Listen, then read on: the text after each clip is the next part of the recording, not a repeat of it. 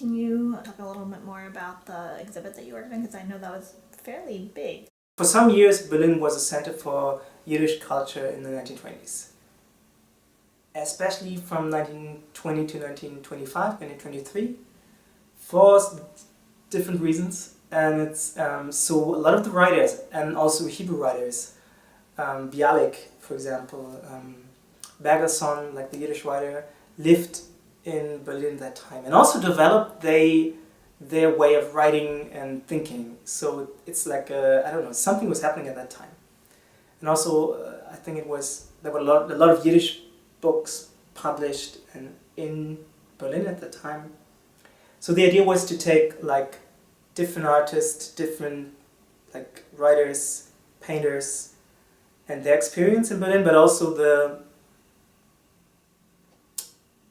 like the whole migration process was part of the exhibition. I mean, because of the World War I, there's a lot of migration happening, and inside this bigger migration from East Europe to the West and also the States, there's also Jewish migration.